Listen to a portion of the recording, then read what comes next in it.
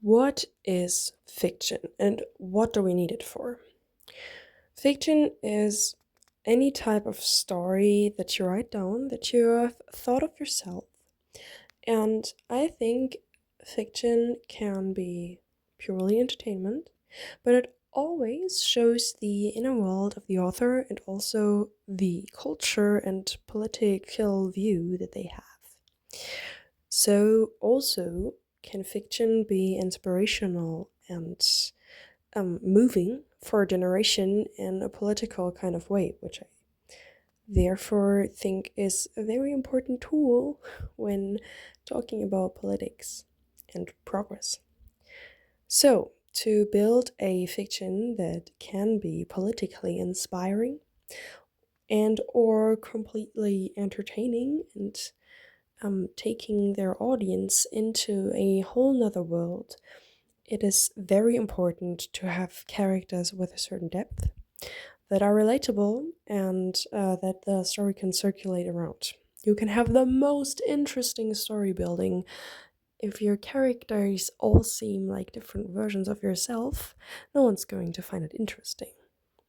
So you can see this little or pretty long video podcast as a instruction, as a guideline or inspiration for character design.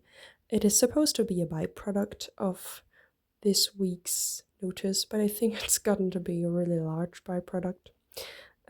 If you really want to listen to 37 minutes of material of me talking about character design, I'm sure it'll be interesting. I'm sure you'll be learning new things and maybe can find inspiration in my examples.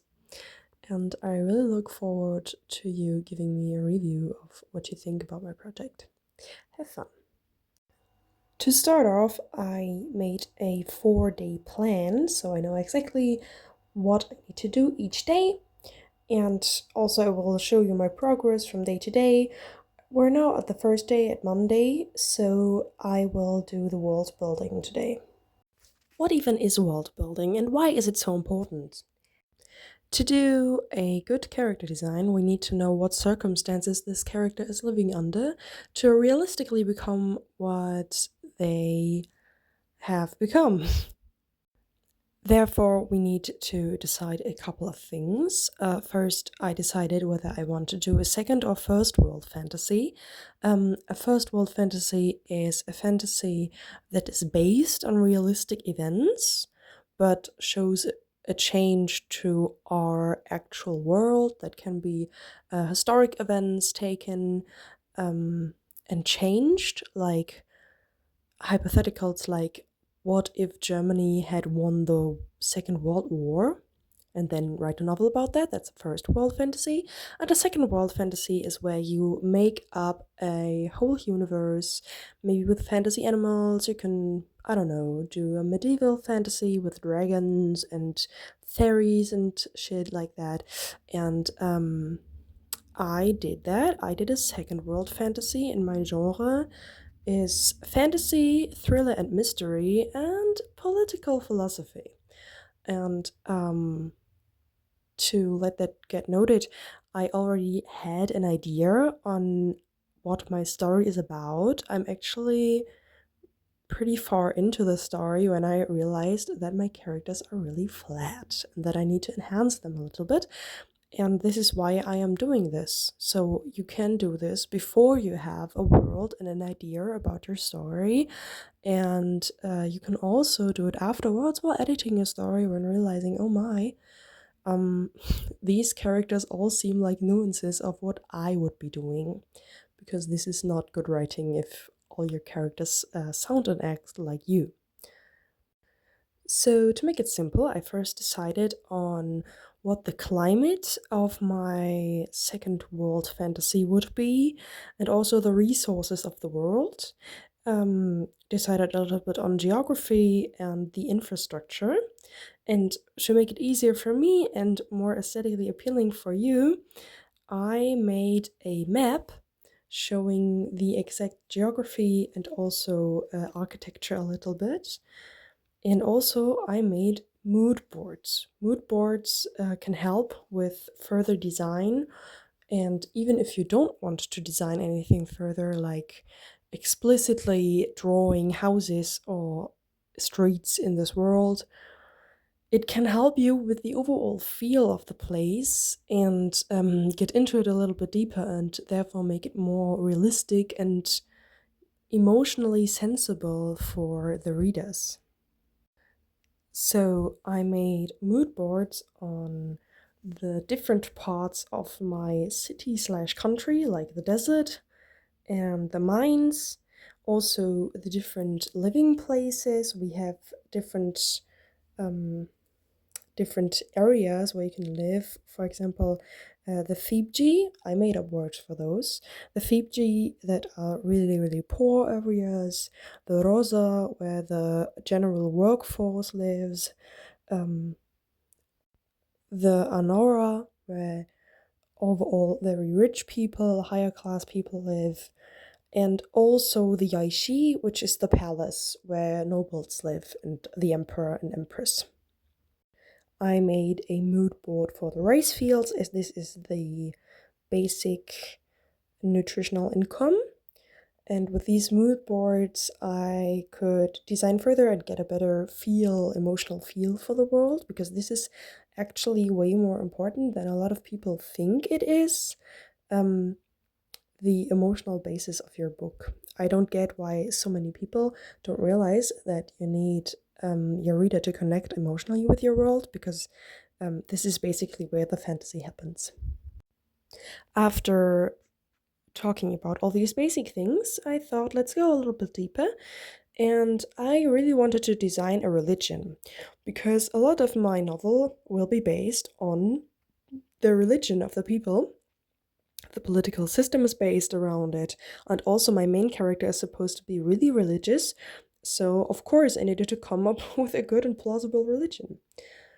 I designed 5 gods and goddesses in my head, and also a little story around them. I didn't go too much into detail because this is, again, a week project and not a month project, so I don't have unlimited time. But I did do a little bit of this, a little bit of that, and thought about a religion, how it would work all together. With the most powerful goddess being Anawe, which will be later on important because the class system and therefore the society is pretty much based on the religion. The thought behind that was to show how religion is being used as a tool to oppress others. It doesn't need to be an oppression tool. Religion can be something really great and connecting and enlightening, but I think we need to accept more as a society that religion is also being used as a tool to oppress people, and I wanted to address this in my novel. I then wrote a really, really short history of my country. Yet again, I would go in more detail if I had more time. But it was really fun writing that down, especially things that are important for the later on world. Like, for example, the Yaishi, the palace, is surrounded by the palace city.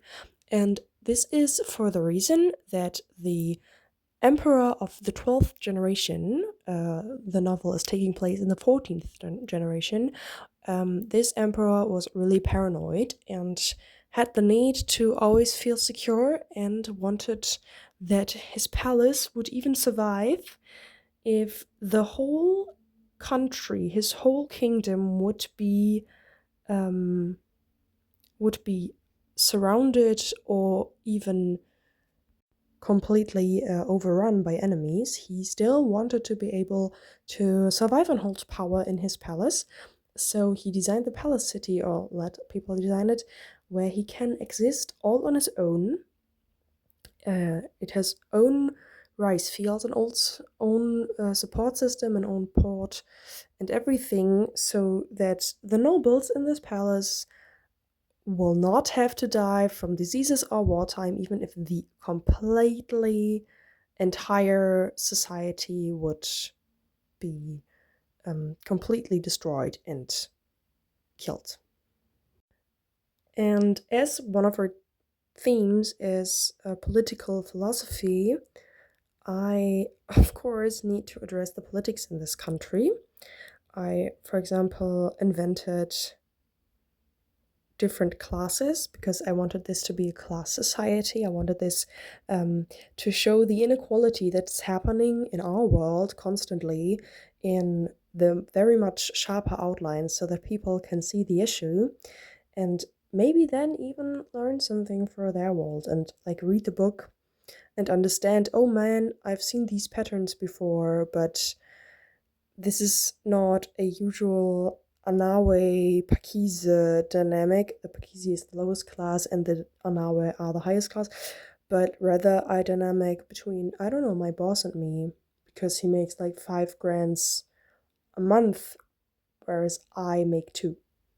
So to see this inequality, if it has much more extreme sides, was my hope behind that. I also focused a lot on the Pakise and described their role in society with a lot of detail because my main character is going to be a Pakise. For example, I wrote down the living circumstances and also death rate of the different Pakise depending on their workforce.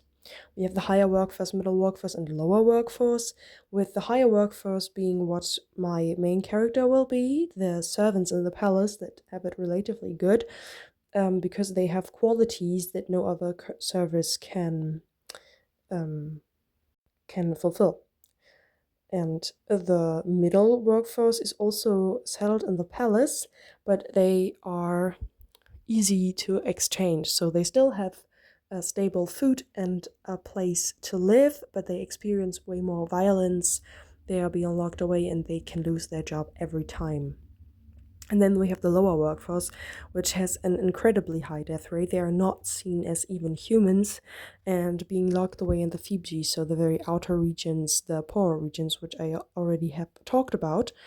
And they are divided in farmers, mine workers, prostitutes, and beggars, whereas being the death rate incredibly high due to violence, heat, exhaustion, and hunger. Now that we're done with the world building, we can finally start designing a character that is living inside of this world. So it's good to first collect some different kind of traits and words that you connect with your character. I had some more explicit things like the job, like she's a servant, and like habits, like that she doesn't like physical touch. And at the same time, I also sometimes had like really vague descriptions, like that she's ambitious, hope, I have written down, humble, and religious, and stuff like that. So there are really no limitation to what descriptions you have for your character. It's just first to collect an overall vibe, and out of that I designed a character with a little mind map with positive and negative traits that she has. I wrote down fears and hopes because this helps me a lot, way more than things that the character does and does not like. Because yeah, this is also important, but what really gives a character depth is when you can understand their fears and still knows what keeps them going. And afterwards, I could decide on more formal things, like I've already said, my character is female, or as you might have just realized by me using the pronouns she, her for her. And I decided for her name to be Yalma Nursan, because I really like this name, and I think it's fitting for her. I don't know why. This doesn't have any meaning. Sometimes I like to choose names with meanings, like translate different words into different languages until it sounds write and then I have like a really meaningful name or search up names from mythology or historic context. But this time I just actually the her last name I thought of myself, and her first name I looked up on a website for baby names. I'm sorry. Her age is not explicitly called out because it's not that important, but I perceive her as a very young adult, maybe somewhere around 20. I also wrote down her class and a few of her skills. So, not emotional skills or humane skills, but like actual skills, things that she's good at doing. Like sewing, stitching, embroidering. She can read a bit, which she's pretty proud of. She's a fast learner and she's a fast and reliable worker, which will all be important in the story. At least I am planning so. Now we're moving on to the second layer. I'm layering this character or drawing it in layers because I think we are starting like from the exact opposite direction that we would do a characterization. Like in the characterization, you first do formal information, then the looks, and then the character. And we're starting with the character and moving outwards because I think it is a lot easier. So the second layer are for me habits. This is, I think, also really good when trying to show the character of a character that doesn't really make sense. The personality of a character um, is when you have little habits. Like, for example, um, she's a sewer and she's really artistic, and I made her lose herself in endless descriptions of details around her. Like, for example, she's a servant in the palace, and when she goes through the palace and sees all the beautiful decoration, I have really long descriptions of these decorations because I think it fits into her artistic style. Also, to show her inner conflict, which is part of her personality, part of her first layer. So you see, I'm really building on that one.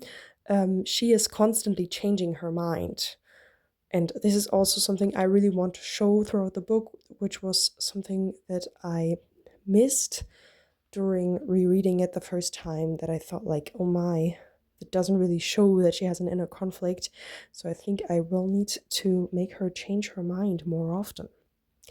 Afterwards, we're moving on to the third layer, which is the outer world. So I decided not to go with the looks first because I'm planning to build the looks onto the second and first layer, because your habits and your outer world definitely change your appearance. Like if your habit is to stress eat, which I don't judge, happens, um, but then you're more probably going to look a little bit more chubby, something like that. Or if your job it is to, I don't know, work in a chemistry lab and you don't wear proper clothes for that, you're probably going to have like chemical burns on your hands or something, or like at least some traces of your work on your skin. And I think this is something that we really need to show to also make the character more realistic. So her third layer will be the outer world. This includes her job. We already said she works as a servant, but she's a high workforce because she's working in the palace. So she's, yeah, pretty much up in the hierarchy when it comes to Pakisa. And she's also the assistant of the noble tailor. And this is also important because that shows us she will not have, for example, a very muscular and lean body. She will still be slim because she's a servant and she won't get a lot of food, but she doesn't need to do like really hard labor, so she won't be as toned as probably a farmer would be.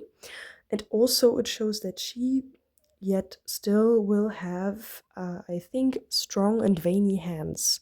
I really wanted to make this detail because first I really find them aesthetically pleasing, and also I think this is fitting for someone who works a lot with their hands, to let this be shown through their hands. I also wrote a little bit about her social life. She doesn't get along with her chef very well. She doesn't have friends and no contact to her family. So she's really lonely, but she doesn't really realize it a lot. She takes very long until she realizes how lonely she has been. So, moving on to the fourth layer. I wrote down at first what is important, what we build on her second and third layer. She has the habit of scratching her hands when nervous, which is why she has some scars on her hands. And also, she's like very ambitious, so she's like tidy looking all the time because she couldn't bear to not meet the yeah the expectations of the noble class in her chef. And also, as I already have said, she's slim and has muscular hands. She's also pretty pale because she works inside and not outside like a farmer would do. So, yet again, I made a mood board because I think this helps a lot. And another thing that you need to know about character design, if you want to make a character relatable for people, you usually choose features that enhance their personality. If I have a very shy character, I will make them shy looking.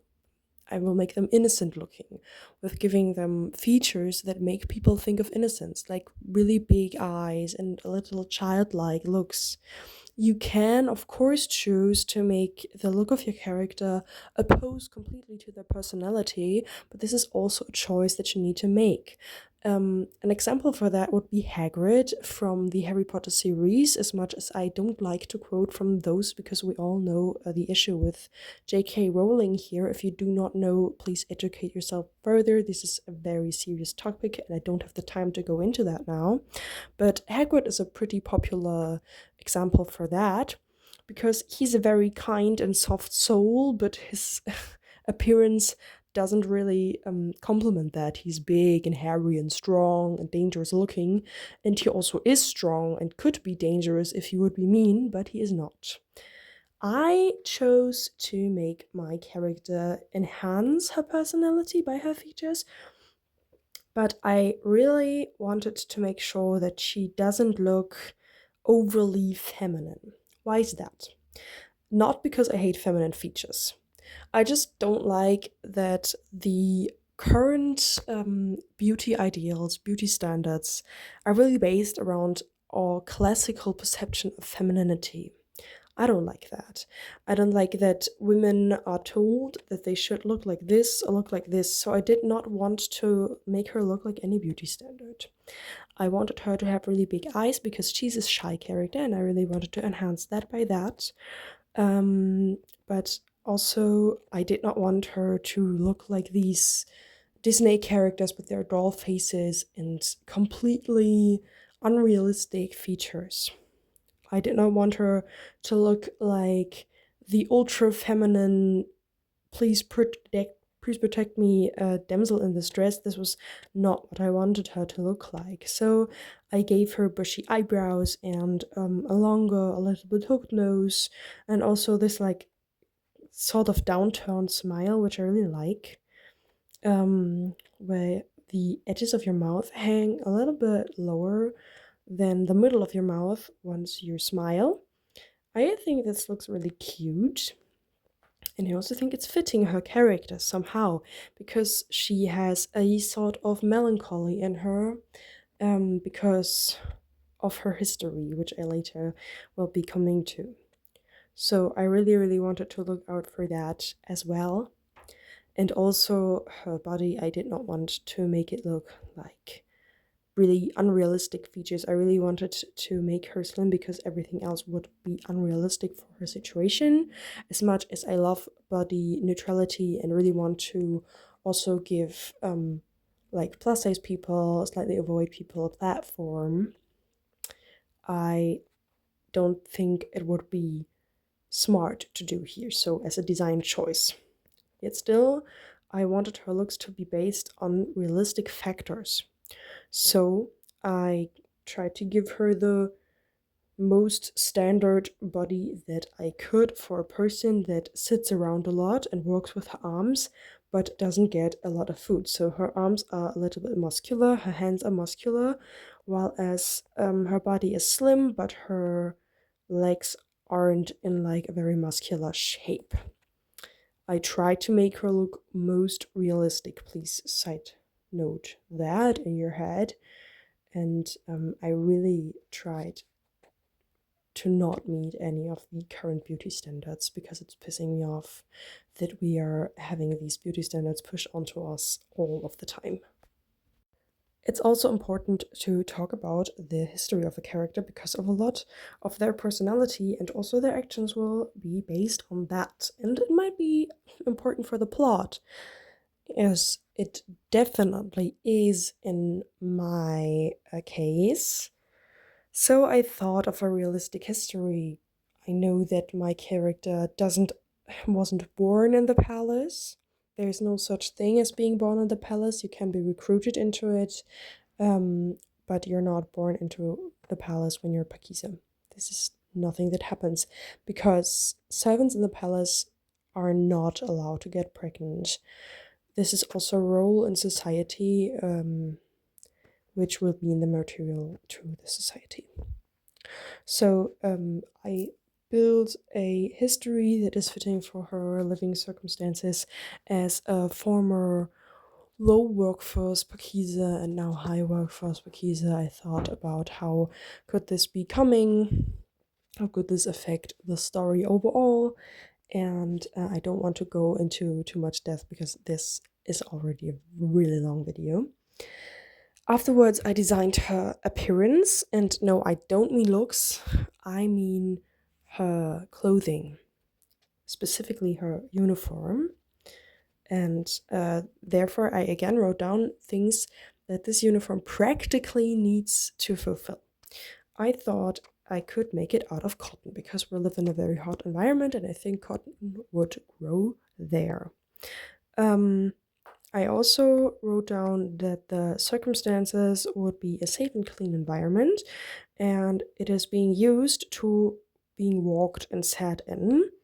It needs to be practical, there needs to be free arm movement, and I wanted it to look modest, uniform, and feminine. Because these are the standards which this uniform is built around. And I really did not want to have these like really impractical and unrealistic outfit designs. Maybe you can recall from mostly trashy video games that a lot of the women especially have very sexualizing clothes on, which I personally don't think is appropriate all of the time. Sometimes it's absolutely fitting, and I don't have a problem with women sexualizing themselves. We have a right to do so, but often it's a woman being objectified and sexualized for the needs of the male audience, and I don't think that's the right thing to do. And also, it would be unrealistic here because the description of women is literally to be modest and feminine and traditional over here. And I really wanted to enhance that and the appearance, and also wanted the uniform to be practical. I did that by searching up my general idea, looking first for kimonos, then finding out that I do not like I really love kimonos, but I did not like their look for this particular design. So I searched further and further until I found something that fitted for me. And then I designed it in a way that would make it not just easy to produce, but also adaptable to the body of the wearer. Because I think if you are a huge palace in a huge empire, and you want to produce uniforms for your servants, which you need a lot of, you don't want to spend a lot of money on them because you're an emperor and you want to spend all your money on yourself, all your resources for yourself. So I think an emperor would design uniforms that are fitting for every single person, no matter of their size. So I don't have to sew like 10,000 different versions, but only one. Like, for example, over here, I made it a long skirt, a long, pretty thin skirt because we live in a hot environment, remember, in sleeves that are both detached um, from the top, on top of it, so you can slide on and off the skirt and the sleeves without taking off the top. And the top is pretty huge and can be laced up at the back, so tightened that you fit into it and it doesn't just slide off your body if it's too big for you. And also the shoes are not really included into the uniform. I thought about this a lot, but I thought these are the lowest servants in the palace, but they are working in the palace. So they are not granted shoes, they are not given shoes, and they don't need practical shoes. So they will probably just wrap some fabric around their feet to have them a little bit protected when working in the palace, but will not spend their very little wage on anything like shoes if they don't actually need them. And now we get into the very interesting stuff, because now we're getting into the relationship of the character. And for that, I made a relationship board with all the different roles on them. I kind of colored them differently. I colored the relationships they have in between them differently. And I decided for the terms love and friendship, but also hostility, dependence, and power. Because I thought it's good to know who is oppressing who's dependent on whom, and whose people are hostile against each other, whose people like each other, and whose people love each other. And I realized during drawing that I'm picking a perspective somewhere pretty much in the middle of the book. I first wanted to do the first chapter because, of course, we need character development. I first wanted to do just the first chapter, but I realized during my work that I'm already including a bit of the character development, not the full price of it, but a lot. So this is more of a sneak preview of what's coming ahead. We then have different roles. We have the different roles listed, the important roles, and I wrote down a few adjectives, a few nouns about them, like I just did when designing the first layer of my main character.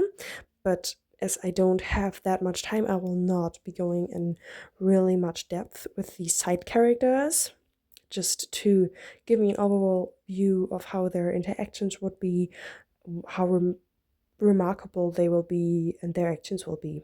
And also, I decided on marking the friendly characters in blue and the hostile characters in red to give me and you a better orientation about how these people are headed and how they should be treated during the plot, and how they should treat other people during the plot to make their intentions, whether good or bad, more relatable for the viewer, for the reader. And also I decided on two characters not to be hostile nor friendly, because I think this also adds some depth to the story if we don't sort anything into a black and white scheme, but more think of it in a spectrum from hostile to friendly or the other way around. So that would be my last step for now. You can always go into more depth with pretty much anything. What I did not do right now because of not enough time is write down the character development. This is also something that definitely can be done. Writing down the character development, giving yourself a little preview of what will happen to your character, but you need a specific outline for your story for that. You need to know a little bit of the direction that you're going for, and I do not have the capacity to do this right now. But based on what I designed right now, the world building and the overall character design, I could, for example, go into writing right now and just see what happens if I drop these interesting characters in interesting situations. So you don't need to be planning everything ahead. You can also just take this as a base and then move on, or you can continue planning however you want to. Stephen King once said that he gets most of his writing ideas by just putting interesting characters in difficult situations and write to find out what happens. And this is definitely also a strategy. So you can use planning, or you can use just simple start to write and then see what happens. This is also a way to enhance this. And my product of this series is a world and the characters, which I will be bringing down, and different sketches and drawings, which I will be listing upon. So thank you for going through this progress with me, and I would feel very honored if you think about writing a story or are thinking about writing a story and using this as a little guideline or inspiration to go on your merry way.